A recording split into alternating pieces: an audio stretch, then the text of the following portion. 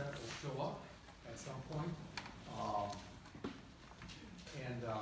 What we are here is this bill was passed in the House and the Senate, and the differences were in it, so we're trying to work out those differences between the House and the Senate bill. But we need to have the Senate here to do that. And I guess I'll start off by calling Secretary Simon to the, and we have a guest here, Mr. Prates.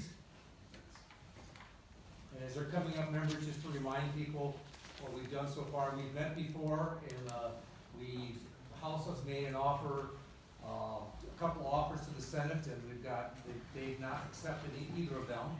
And they were kind of waiting for them to give us an offer. Haven't heard back from them. The first offer was to kind of meet halfway between the dollar amounts and go forward from there, and that was turned down. The second one was we offered them the language that they had in their bill and their dollar amount, but a caveat that by the end of session or after the end of session, if nothing is done, it's settled that the Secretary of State will get the remainder of the dollars. That was voted down by or not supported by the Senate. And so we are here today. We held the last meeting we held, called by the House, and so that the public understands, on conference committees, every other day the gavel goes back and forth between the House and the Senate. We called the last meeting and the Senate also didn't show up. So we're here today, and Secretary Simon, welcome to the committee. Thank you, Mr. Chair and members. Thanks a lot for having me. I really want to thank everyone for being here and for taking seriously Minnesota's critical need for improved election security. Minnesota has long been a leader in election reform and election integrity. Through smart investments and good ideas about democracy, Minnesota has become a model for other states. I'm proud of our system. I'm proud of the thousands of people, ordinary Minnesotans, who make our elections run, whether that's the county auditor or an election judge or a volunteer polling place worker. We have collectively, as one Minnesota, earned the respect of the country. But all of that is at risk. Our role as a leader is at risk because the security of our election system is at risk. Not because we can't protect ourselves, but because some members of the Senate are choosing to leave our system more vulnerable to attack. Today, Minnesota is the only state in America failing to deploy federal resources to the front lines of this new cyber battlefield.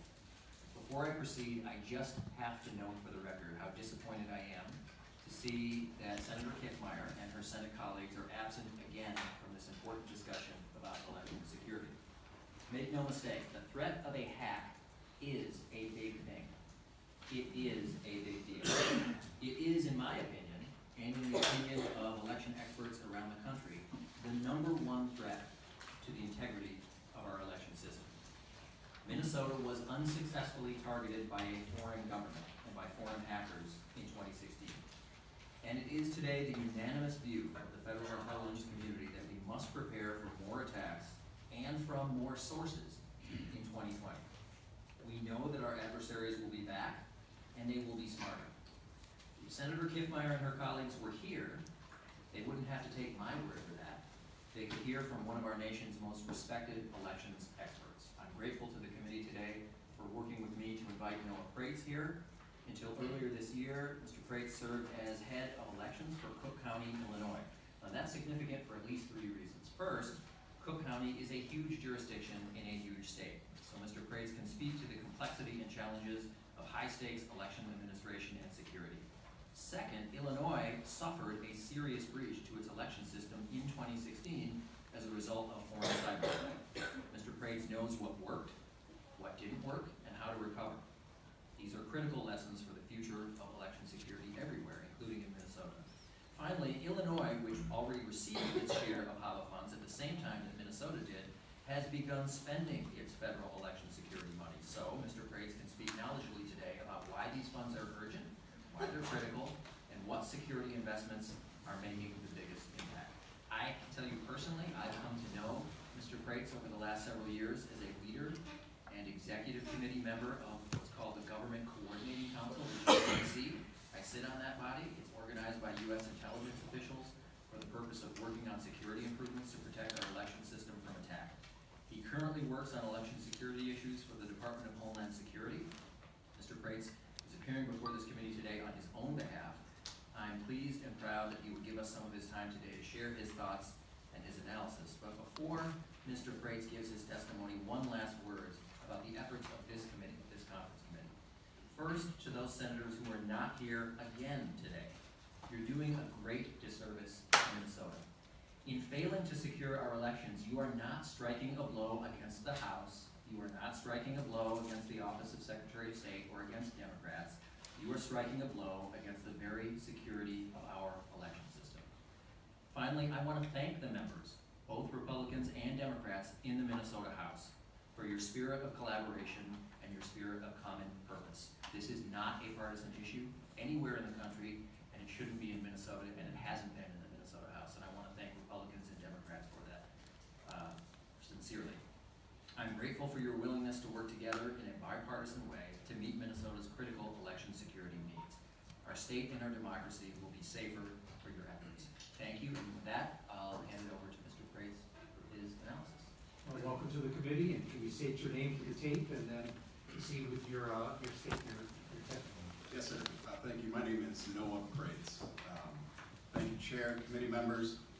Thank you, Secretary Simon. It's a real honor to be here in Minnesota, long a model to us in Illinois and nationwide of effective state and local government, especially with respect to elections. I used to live downriver, in fact, in La Crosse and stayed in the Crescent for a time, and it's good to be home. Today, and most days working in elections, I'm reminded that when election officials certify results, they're an essential part of the process that bestows not simply power, but legitimacy. And that legitimacy comes from the essential American belief that our elections reflect a trusted and true accounting of each election. We secure the legitimacy elections by protecting two virtues, truth and trust, and we do so today along two fronts, an infrastructure front and an information front. Truth can be protected with policies and practices that ensure a fair and accurate count. Trust, though, is protected by continuing to deliver election services as expected by voters and candidates, and you do that by investing in and protecting the technology that we rely upon. So I speak to you today in support of efforts to ensure that legitimacy remains the key virtue in our elections and that we work to support it. Specifically, I speak to you about the necessity to secure our elections infrastructure against all adversaries. A little background on me. Recently, I stepped down as Director of Elections in Cook County, Illinois, where I worked for 19 years. During that time, our office tried to lead on technology and security. We used applied forensics in elections. We created a widely circulated cybersecurity checklist in advance of the 2016 elections, but after the hack of our state website. We published the first white paper written by election officials in the wake of the 2016 attacks. I helped the Center for Internet Security adapt their digital security expertise to the unique context of elections, and spent time talking with Harvard's Belfer Center. As co-chair of the Government Coordinating Council, which Secretary Simon's a member of, that the Homeland Security Department created to help address election security, I've been fortunate to work with federal, state, and local leaders in elections, technology, intelligence, and law enforcement. I've had the honor of testifying for the U.S. Senate Rules and Administration Committee, along with Secretary Simon, the House Homeland Security Committee, and the United States Election Assistance Commission. As the Secretary said, I do support the election security initiative inside the Cybersecurity and Election Infrastructure Agency, but today I don't speak on their behalf, I only speak from my time in Cook County. Look, election officials have been securing our nation's votes and voter records for a very long time. They've been securing highly digital networked infrastructure for more than a decade. But the changed environment and the expectation of continued sophisticated attacks forces them to up their game significantly. If the Mueller reports did nothing else, it indisputably underlined the truth we've all come to accept. There are highly capable adversaries who are interested in disrupting the elections institution. Considering that, we all must redouble our efforts to protect elections. Prior to 2000, when I started in the business, election administrators served mostly as logistics managers, kind of like wedding planners, making sure the right list of people came to the right place on the right day. After Bush v. Gore, of course, the Help America Vote Act came to be, and a new era of voting technology was heralded in, and election officials had to become legal compliance and IT managers. They've been working to protect digital technology since, but the 2016 election showed irrefutably that sophisticated attacks are to be expected and that election officials must now become cybersecurity managers. That doesn't mean they need to know all the minutiae of cybersecurity.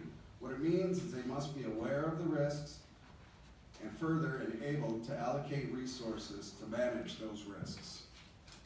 Foreign governments, non-state actors, domestic troublemakers each have the capacity and the desire to corrode the essential belief that our election outcomes are true and reliable.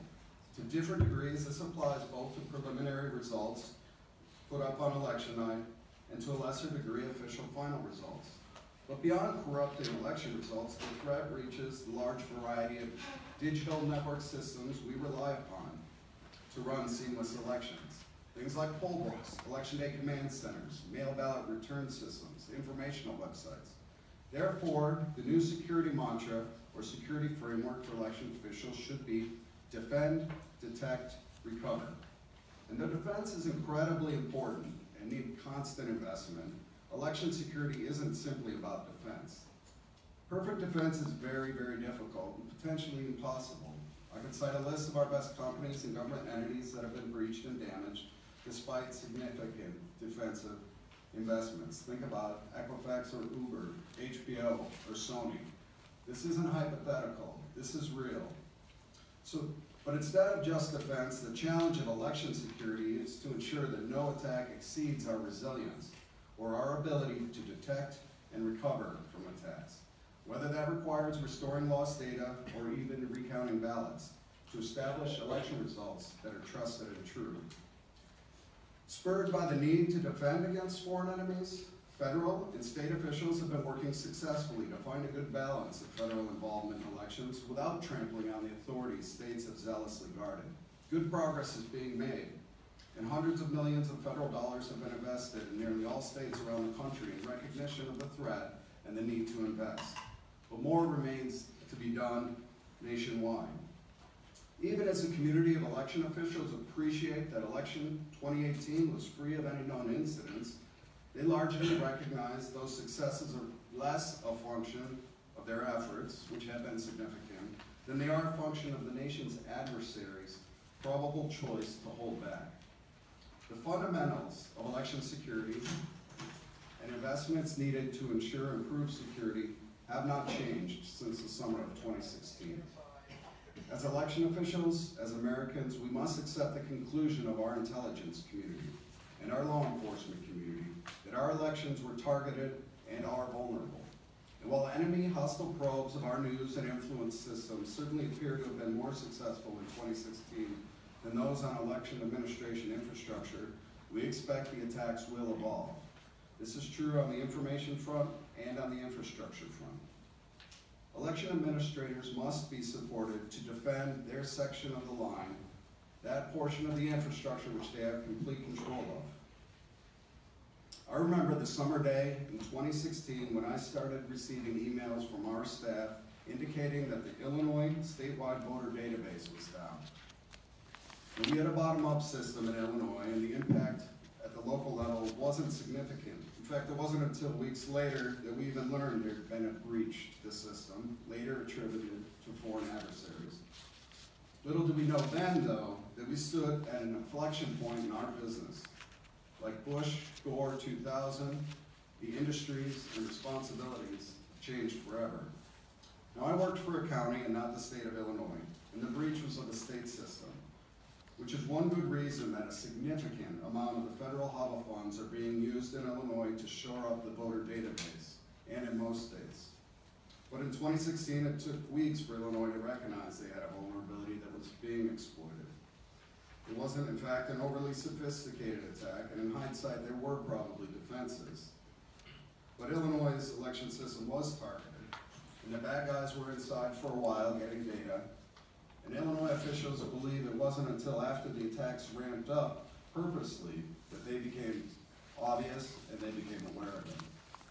The state took down the system, did investigations with technology professionals and law enforcement, closed the vulnerabilities, notified thousands of impacted voters, and reopened the system that's critical to running confidence-worthy elections in Illinois. At the same time, state and federal security professionals and law enforcement professionals were investigating. And while it's true that almost every online system everywhere is routinely scanned by computers to see if there are weaknesses, like a thief testing doors in an apartment building, it is not the case that foreign adversaries with full units dedicated to the task are looking routinely at every system. These are the adversaries we face, and the ones we failed to adequately defend against in Illinois. I hope no other state or local election official is next, and that's why for 2 years I've been advocating for fast investment of all available resources. Had Illinois been aware at the time of the high probability attack, as election officials everywhere are now aware, they could have acted differently. Of course, they weren't aware then, no election official was. But we all know better now. We all know there are committed adversaries with means and intent who are looking for opportunities to be disruptive to our institution, whether that's through social media and disinformation or the disruption of the various systems relied upon to run elections. We must do what we can to shut down as many of those opportunities as possible by investing in defense. I feel confident that Illinois would have undertaken many of the significant steps your state HAVA working group has recommended taking. They're well within the range of reasonable, in fact, exceptional approaches being taken around the country. Time now is exceedingly more important than working around the edges to achieve agreed notions of perfection. In Illinois, we struggled for a short time debating on the appropriate level of investment and on which projects. Ultimately, however, all agreed that if the federal government invested through the states, failure to invest that money quickly into election security would mean that whoever was responsible for the roadblock would own the future failure. And so debate ensued, it ended quickly, and the state moved forward. While it's true there are a wide variety of behaviors to guard against in elections, each of different consequence and different impact, it is also true that nearly the entire country, and certainly every election official, accepts that our digital systems are vulnerable to advanced persistent threats, and therefore they need investment now. That is why Illinois, like every other state, applied for federal funds aimed at supporting election security efforts, and that is why they put so much of it to use quickly. During debate in Illinois about how to spend the money, I tried to emphasize one message. The federal government is investing $380 million in HAVA funds now to address cyber vulnerabilities, and that money needs to be spent now.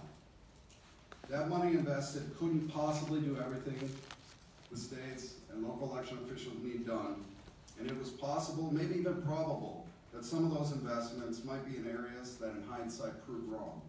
But even the imperfect allocation of finite resources today is far superior to holding and squirreling away resources for some event in the future, particularly in the case of known adversaries. That argument ultimately won out and investment flowed quickly in the state. Each actor ultimately recognized that if they held the federal funds and something bad happened on the election security front, the accountable party would be cleared. In Illinois, we received $14 million. Our legislature and executive of different parties moved quickly to make those funds available to the state election officials.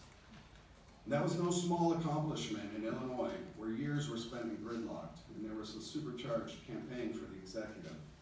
And when it came to the conclusions of the intelligence community and the universally accepted importance of elections, nothing was going to get in the way of shoring up the infrastructure. I believe there was a great demonstration of professional governance, nonpartisanship, and apolitical leadership on this issue in Illinois. Early on in the state, we formed a group consisting of representatives of the U.S. Department of Homeland Security, the FBI, the Illinois State Police and their cyber team, the Illinois Information Security Office, the leadership of the local election official associations, and the State Board of Elections. That governance group meets regularly to this day. But back then, we all recognized it was important for the state to keep some money to fortify the system that had been breached. Now, we don't want to fight the last battle over again, but we better not lose the last battle all over again. The State Board had to shore up the most direct access point for foreign adversaries. Those specific additional defenses were left to cyber and database experts inside the state, and they followed recommendations from numerous places, including Homeland Security and the Government Coordinating Council. Good guidance and perfect direction is not the critical path issue today.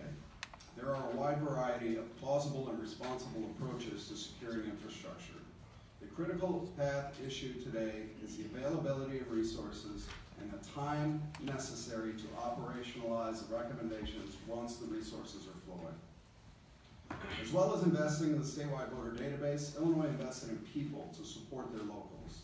The Government Coordinating Council issued guidance suggesting cyber navigators. Our legislature mandated that half of the HAVA funds just released be expended on a cyber navigator program.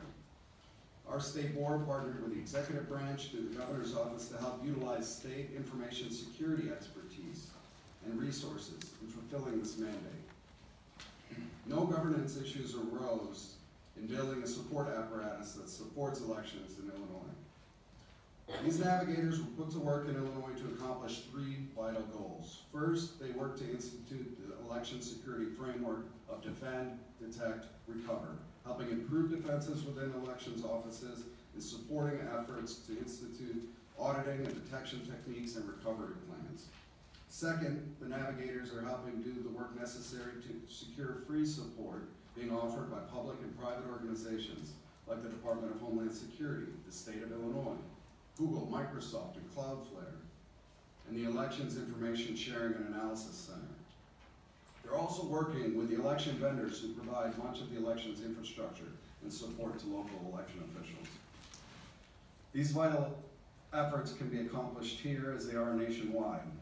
I suggested to Congress a year ago that the investments needed to be made as soon as possible. I told them then that it would require the states to cut through any red tape that can delay action. After all, the danger is not hypothetical. We're bracing against renewed attacks we've been told to expect. Voters should feel confident that we have resilient election systems in America. Some states better positioned than others, and you guys actually in a very good policy place, with paper ballots and good audits everywhere. But voters should also understand that without continued investment in people and products, the possibility of successful attack increases. One job of an election administrator, maybe the top job, is to conduct elections so that losing candidates accept the fact that they lost fairly. Anything that hinders their ability to do that decreases confidence in the system and undermines their ability to bestow legitimacy, not just victory. Election officials deploy a wide variety of networked, connected digital services. Each of these is a ripe target for our adversaries. A successful attack against any of those services may not change a single vote, but could still damage public confidence. And this is true in a time of great public suspicion. Some losing candidates are already apt to call their defeats into doubt. A new digital breach, no matter how far removed from the vote counting system, could turn sore losers to cynicism, disbelief, potentially revolt. And that's the reaction the adversaries of the United States want. In fact, in the face of direct targeting by advanced persistent threats of a state or local election office, it's very possible that there will be service disruptions, most likely to things like websites. The bottom line is we cannot eliminate every chance of breach, but we can make sure that successful attacks are rare, and we can provide assurances that we are prepared to recover quickly when they happen. Democracy is not perfect. As Churchill says, it's the worst form of government, except for the others. We need to protect it. We will regret it if our democracy is damaged because we looked away at a critical moment. This is what I told the United States Congress and the Illinois legislature, what I submit to you today. Thank you for the opportunity to appear, and I look forward to any questions. Thank you. Judge, just want to point out we have 4 senators who have joined us. They're not on the committee, but thank you for the interest, and if you have some questions, we'll allow you the questioning also out of courtesy. Mr. Pritz. Yes, sir. Now, does Illinois, Minnesota is one of them, was told 5 states that we have to approve federal dollars. what do we get then? Is Illinois in that, one of those five, or is Illinois, is the state able to spend that money, the Secretary of State, and Illinois is able to spend that money without legislative approval? Sure, well, there did have to be an allocation, in order for money to be expended. So our state did accept the money, and our legislature, governor, acted to accept it and push it out to the State Board of Elections. Thank you. In your opinion, can you comment on what happened in Illinois and maybe in Cook County, you have more understanding of it, but what happened in Illinois and what could happen here? I mean, what is the worst case scenario that could happen here that could basically blow up our election? So we rely on digital services for everything. And the more network connected they are, the more available they are to bad guys sitting across the country or across the world with very low risk. So the most likely environment is a continued, in my opinion, is a continued push on the information front, continuing to use foreign influence inside of social media, and we've obviously got to be prepared to contextualize that. But election officials do not have a lot of control in that area. Election officials have plenary control over the infrastructure, so the systems we rely upon to run elections. The more public-facing they are, websites are the more likely attack vectors. But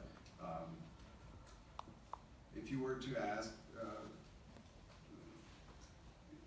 the Iranians how staying off the internet works, I think they would tell you that somehow they were successful. Their nuclear system was taken down, even though they never touched the internet. So there are capabilities from committed foes to do significant work. Now, that's on the extreme of highly unlikely but possible. Those are the type of things you build audits in to ensure that you catch, policies that build resiliency so that in the event that a critical software system is offline, you can continue to deliver results that are trusted and true.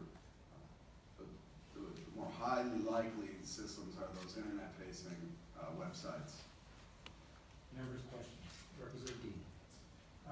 Thank you, Mr. Chair and Mr. Pratt. Thank you for being here. Myself, along with lots of other people, are concerned about 2020 and what's going to happen. And do you think that Minnesota and other states should expect more aggressive attempts in 2020? Sort of first part. And then a second part, do you think that us not having access to these funds might put us at a greater security risk in the 2020 election? Mr. Prates. So in two parts, the first one is I think the responsible posture of any risk manager, certainly any chief executive of a state, in terms of the election apparatus and local election officials, they have no choice but to expect attacks that are more sophisticated than the ones that were there, given that the information we've gotten, it is simply the expectation that we have to operate under. So therefore, as we manage risk and think about the different probabilities of different occurrences, your operational risks of just putting on an election, given that expectation, the responsible answer is to invest available resources in systems to make them less likely to be breached. And so nationwide, there is absolutely an increased risk of system failure, of defensive breaches, of service disruptions without investment. And you'll find local and state election officials petitioning their state governments, as well as the federal government and their local government for investments. And that's true here as well. Representative Dean. So, thank you, Mr. Chair and Mr. Kratz. So, when I think about what's happening in Minnesota, and when I think about the work that the Secretary of State's done in putting together the working group and putting forward what are those things that are going to be critical moving forward as far as outlining how that money is used, do you know if that's a requirement of the federal dollars, or have we already gone beyond what the sort of requirements are from the federal government relative to using these funds for our election security? So in Illinois, we did not process. To apply for the funds with the Election Assistance Commission, we had to put forward some documentation of expected expenditures. Our state did that, but we did not create a committee to work collaboratively prior to doing that. So I don't believe it's any requirement. Representative Mr. Chair, thank you. And this might actually be a question for Secretary Simon. So I've been thinking a lot about what we've been doing or not doing here in the past several weeks on this conference meeting. And I'm thinking about a recount we had in our state several years ago. And resources were used in that recount to take place. We're one of the states that do a paper backup on every vote. And I'm just going to throw something out there if you could even fathom what this might cost the state. So if our total system was taken down after, or in the process of people voting and counting the votes, and we had to go to a hand count for every election throughout the state of Minnesota, not just the state level, but local county, local city elections, what might the cost of something like that be to Minnesota taxpayers? Secretary Simon. Thank you, Mr. Chair. Representative, that is the mother of all fiscal notes.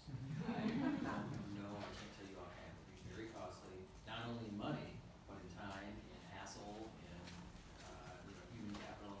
That would be an extraordinary situation for all contests and have that sort of hand count. Mr. Fritz, do you have something to add? Okay. I thought, well, you might know. So that would be very good. And we just don't want to risk it. Here we are, I just need to put a fine point on it since I have the microphone. It isn't just, we were the only state that hasn't, not only are we the only state that doesn't have the money, we're the only state to have not had the money well into last year. So, this is, there's no explanation for it. I mean, we just don't yet even have an explanation for why it's taking this long. It shouldn't take this long, it's not partisan issue, even here in Minnesota, based on the vote and support in the House by Democrats and Republicans. But we literally don't even have an explanation, not even a cover story, for why the delay. And that's the most disappointing thing. Senator Rest, you have a question. Thank you, Mr. Chairman, and thank you very much for your testimony this afternoon. I have 3 questions. One, I'm curious about comparing the sophistication of Minnesota's system with that of Illinois', and I wonder how sophisticated, how recent, how new is Illinois' voting equipment. And then secondly, in your testimony, you mentioned in Minnesota there we have paper trail, we have paper ballots that support our election system. Could you comment on those 2 issues to start with, and then, Mr. Chairman, I have one follow-up. Thank you very much, ma'am, for the question. Unfortunately,